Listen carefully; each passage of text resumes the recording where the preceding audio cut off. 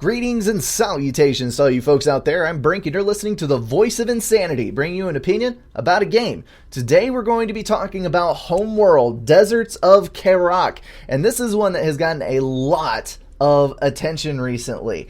I'm actually a little bit late to the party, but I've just played through about half-ish of the campaign, got some multiplayer time in. I feel like I have a good grasp of this game. If you're only interested in the highlights and my opinion, then go ahead and hit the link in the top right corner. Otherwise, listen on. We're going to do a little playthrough in Skirmish. Hopefully you'll get to see a little bit of the game and we'll talk about it as we go. I'm going to dive straight in. There are some things that I want to talk about in the menus, but I'm going to leave that for just a little bit later. Let's queue up a Skirmish, dive right in. Really cool. They have some customization in the colors for your units, which I've not really seen too much of in RTS games. It's kind of satisfying to be able to pick your own colors and accents and adds a little touch of flair to the experience.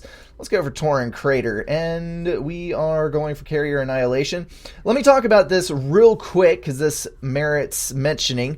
There are only 5 maps, which, in my opinion, is completely inexcusable for an RTS.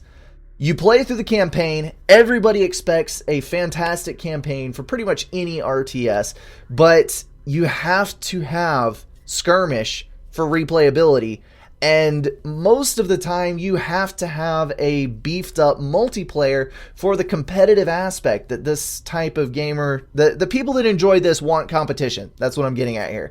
And when you only have 5 maps, and a couple of win conditions, very basic game modes, there's not much here. Not to mention that you only have 2 factions with a fairly low amount of units. So I'm just going to throw that out there right at the start. If they don't support this game, which I have not heard anything about planned releases, I don't know what their take is on that. But the options are very sparse in multiplayer and Skirmish, so know that right up front. We're going to jump into this ultra long loading screen, which I have no idea why it takes this long, and yammer on about a few other things. This game is beautiful. I cannot stress that enough. I love the pastel art style. The soundtrack is phenomenal. Harkens back to the original Homeworlds, which have been, 13 years ago now that those things came out. It is overall a gorgeous experience, well executed in the campaign, and yeah, I'm about 9 missions in at the moment, put quite a few hours into it. It is a very satisfying experience overall, so as far as the campaign goes, I really don't have any problems. Let's see what we're going to do in this skirmish here. We've got a strategic overlay here, which, if you remember from Homeworld, it does kind of resemble the old strategic outlook, but one thing that I don't really understand about it is why it is in this game. I would have much rather seen, and a lot of you are going to say, Brink, this is your bias towards Supcom coming out. Well, it may be, but I genuinely think this. In a game that is scaled this large, you have a half-kilometer long aircraft carrier on tracks, which is amazing, by the way. In a game of this scale, you need to be able to scroll out so that you can maneuver your way around the map more easily, and you simply can't in this. You have to get up here to zoom in on anything, then the double click takes you down again. It's not terrible, but it's not super efficient, so that is one little annoyance that I had with it. But overall, the experience is pretty solid and fairly well fleshed out. This is a highly tactical game. You'll notice that there are sand dunes, tremendous amounts of terrain detail. This is one where you're going to have to use the terrain to your advantage and manipulate the map so that you can win. Units are going to be few and far between. The resources are fairly low, and you're hard capped at 125 units, which I'm not a tremendous fan of, but I understand why that limitation is there. But you're going to have to think about your elevations, because units are stronger when they are higher than their opponents. You have a height advantage that is incredibly strong. I'm queuing these things up here as fast as I can, but it's hard to talk and listen at, or talk and play at the same time. If any of you have not tried it, you should. Adds a whole new level of difficulty to these things. So one other thing that is unique about this as I've been playing, something that I haven't run into too terribly much before, is the incredible importance on line of sight. As soon as I have a combat vehicle out here, which I'm going to be working on in just a second, I'll show you what I'm talking about with this line of sight mechanic. Let's make sure that we're getting all this. There are 2 LAVs moving in to attack my resourcing operations, but my carrier should be able to defend my stuff, although it is very, very weak at the moment. So let's keep the carrier here. Let's queue up some LAVs, and we're going to queue those right there. Okay, so those guys are going to head back out.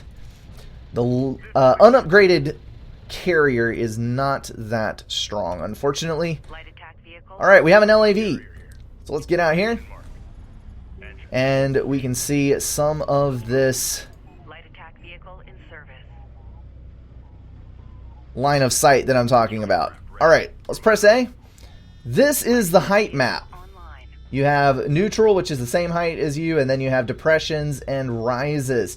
And then anywhere you see broken lines, you have solid lines and then broken. That means that you cannot fire from this position, and when you're attacking other units, your units will move to compensate for that. So you can use terrain to hide, to block advances. It's very, very tactical, but at the same time it moves at light speed compared to what the original Homeworld's played as. I stopped doing the playthrough on the original Homeworld because it moves so slowly. I was enjoying myself. It's not my favorite thing ever, but it was just a little too slow. And this game has none of that problem. It is fast and furious as far as the combat is concerned. The scaling up at the beginning of the game is a little bit heavy, but it plays fairly nicely. We're going to get a few heavier units on here, and I'm going to try to go for a really cheesy win against the AI so we're not in this too terribly long. As far as the units go, this has got some dang good detail. Textures are incredible, and believe it or not, this is actually very lightweight to run. I am running a 760 base card, 4 gigs of VRAM, and I can run this on ultra settings, pulling about 120 frames per second. The 750 Ti can stay over 60 frames per second with ultra settings. So this can run very, very well, no slowdown, no graphical hitches on a fairly low spec PC, which works out incredibly well. I'm happy that it is not one of those games that's going to be restricted to the people with elite PCs because it bogs down so very, very much. Let's go ahead and build some more LAVs, and then I'm going to go full on combat here. We've got a fairly good collection of resources saved up. I'm going to go for a couple of strike fighters here, and then we do need, oh, I did not mean to do that. You fellows, salvagers, need to stay on the job there. The aircraft carrier has a shunting system. You start with power reserves and can upgrade that power even further. You saw the base carrier was very, very weak, but you can upgrade the power levels, keying it to whatever you want. I can actually take these away and go all armament with no heal or reactive armor, and it can field some very strong weaponry. It scales incredibly well. For those of you who do play SupCom, you can abuse it similar to your ACU. If you wish to carry it out into battle with full upgrades on, it can be a force to be reckoned with. That is for sure. Alright, we've got a couple of strike fighters up. I'm going to actually build another support cruiser because those can collect resources here. We need to pick another line of upgrades. We do not have enough RUs. The blue is the difficult resource to come by, and you need it to build advanced units. So it does become a little scarce. That can be mildly annoying, but we'll get along with it just fine. Let's go ahead and get some... Let's get some more strike fighters. Like I said, I'm going to get 2 wings of fighters and then try to go for the kill very, very early in this game. To think about what else I have experienced in this. There's some pretty freaking cool weaponry, some of it which I will not spoil. large armament, let's just say that, in the campaign that I've run into, and you can upgrade on your fleet in the skirmish mode, and some of the effects on those are really freaking cool. It's nice to finally see a good solid RTS with modern bloom and graphic quality. It is just an absolute pleasure. I can't emphasize that enough. I am enjoying it strictly for the visual quality. Alright, let's talk about controls, because I'm sure you see me clicking around here and you're probably asking yourself, why the hell is Brink clicking around with his mouse when obviously there should be hotkeys for this thing? Well, yeah, that's a problem, because the hotkeys are not rebindable, and they are in terrible spots. I am not bothering learning them. I don't know why on earth they thought it was a good idea to make an RTS that you cannot rebind the keys on. That just seems like complete and utter idiocy to me, and I'm sure a lot of people are going to agree with me on that one. But yeah, usually you see 4 keys together, whether they're Q, W, E, R, or whatever they may be, and then you can select those, and then once you move through the menus, you continue to use the same keys for the selections. Not in this one. You can see right here, ERTC. ERTs together, I can understand that, but then C. And then when you go into the menus, you have REB. It's just clunky. It's really, really clunky, and I don't understand. So yeah, that's a thing. That is a very, very disappointing thing. And I am getting attacked, and I really should not be. Let's queue these up and get some LAVs online. We definitely need to do that. We need to get railgun production online. Are you killing things? There's my LAV chasing that one down. You need to actually go down here. There we go. Carrier will take care of those. And we'll kill these. The AI is actually doing a good job of raiding. Who'da thunk it? But that support cruiser is able to actually heal these faster than a single LAV can damage them. So I'm in good shape. I am in good shape. Let's see. There was one other thing that I was concerned about. Ooh, strikes. Let's see. We need to do support cruiser anti-air as soon as power reserve 2 is up, and that's going to give us the ability to deny those strike fighters. No, do not. You better not freaking die. That's all I got to say on that one. I can't really do anything to help you at the moment. Hopefully the strike fighters run out of ammunition before that dies. No! Dang it. Let's get that and another cruiser. Those are highly annoying. Alright. We'll be able to build a scout drone with that and be able to see what he is up to. Let's build the drone and launch. Carrier copies. Carrier moving. Seal hatches. Alright. Good dealio. So overall, I would say this is a very, very strong RTS. It has a lot of potential. I mean, a lot of potential. But the disappointing thing is that it just falls flat in several different areas. The controls, the skirmish and multiplayer options, it's simply not beefy enough.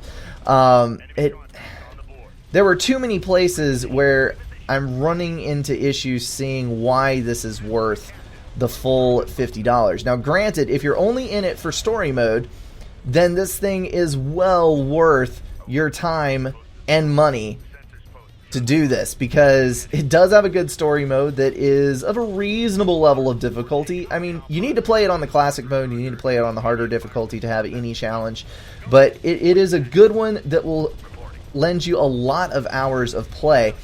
But overall, as far as replayability and the skirmishes and all that, I kind of tend to think that you might want to hold off. If there was some more multiplayer options, if there was some more skirmish options, then I could see paying the full price for this. It would be well worth it because the building blocks of something amazing are definitely here, but it's just a little difficult to see. I'm going to build some railguns here. These are the long-range units that I'll be able to power through this with, hopefully. Did I really lose my support cruiser again? I did. Alright, well, I'm going to build some anti-air. Got to research AA fabrication, which is going to take another 50 seconds. I'm not used to having a tech tree. I'm also not controlling very well because I am talking while I am playing, and things do not go well. That brings me up to one other incredible pet peeve, which I do not understand. These funky gizmos. I can't throw one that far. Okay, so go there. No? Okay, go there. You have to build logistics modules to increase your unit cap, and I don't really understand why. I really do not. To me, if you're going to have a unit cap, just have a freaking unit cap, or don't cap people so low that you have trouble even functioning in the game, and don't make it where your carrier is the only thing that can build logistics modules and you can only build them that far away. That just seems kind of silly to me. But, to each his own. Maybe it won't annoy some people so much. There's a lot of things in this that are kind of StarCraft-esque, if I can get away with saying that. For instance, the units aren't exactly rock, paper, scissors, but they are pretty dang close. Units that are weak to certain other units, you definitely know it. I'm going to go ahead and upgrade production so that I can pump some more units out. And that is starting to get really annoying. I'm going to have to get an anti-air unit up a little bit further. I'm actually going to take my carrier in for a direct confrontation and hope that I have the stuff in here to make it happen. Let's go ahead and launch a drone. Make sure that the carrier is still here. And then we will launch some of these glorious fighters that he's been pestering us with all of this time and try to take him out. There is no carrier. Where is the carrier? That's the question. Alright, we're going to build another base runner because we need some more turret capabilities. And we definitely need more drones. Alright, where's the carrier? That's the question. Is it over here, maybe? Who knows? Alright, we need blue. You are still collecting. You are still collecting. Alright, that is the slower resource, and it is very difficult to get along with. Back up, railguns. You do not need to die. No siree, but you are going to anyway. That's unfortunate. Back up. The armor is a direct counter to the LAV. The light assault vehicles stand absolutely no chance against these, but if you have like 10 of them versus one of these, then the light assault vehicles will win. Okay, that's a little bit exaggerated. But if you have railguns absolutely own the snot out of armor. However, LAVs can run so quickly that they can get in range of railguns no problem whatsoever and tear them to pieces. So you have three units that kind of lap over each other in effectiveness, and like I said, it's not exactly rock, paper, scissors, but it's really, really freaking close. You do have the support cruisers like you've been seeing me use, and the base runner, which obviously, oh dang it. One single. Can you kill that? Yes, you can. Okay.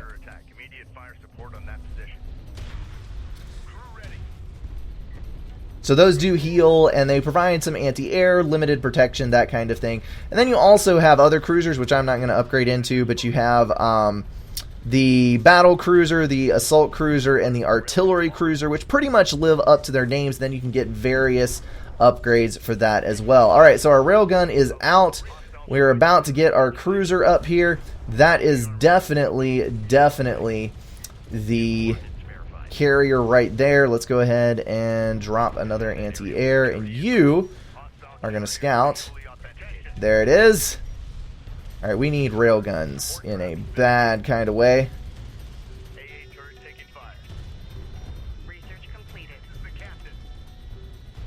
We're going to upgrade ranged abilities to the max. And then we are going to launch a hell of a strike of our own. All flights. Off the decks. There's the launch right there out of this gorgeous carrier. Once again, I can't stress that enough. The carrier looks freaking phenomenal. I'm just going to throw that out there right now. This son of a gun is a huge monstrosity of war. Like I said, to scale, about a half a kilometer in size. And it is absolutely incredible. Let's go ahead and focus the railguns down on that. See if we can't get a bit of a win here. Shredding the health very quickly on that carrier. I'm going to pull in, and we got to bring the support cruiser up with it in order to protect and heal that. No need. We are eliminating this hostile. So much fire coming in on this. Yes!